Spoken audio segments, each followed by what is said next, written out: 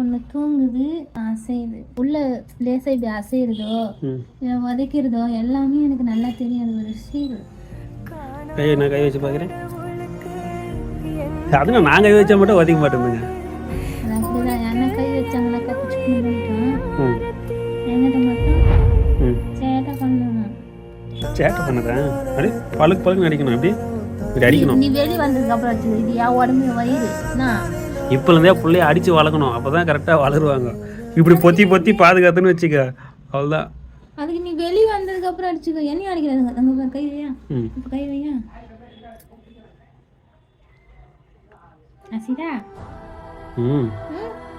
ஏய், உங்கள் வீட்டில் இதே மாதிரி கன்சீவ் வந்தாங்கனாக்கா இதே மாதிரி கை வைக்க சொல்ல உங்களோட ஃபீலிங்ஸ் எப்படி இருந்துச்சுன்னு கமெண்ட்டில் சொல்லுங்கள்.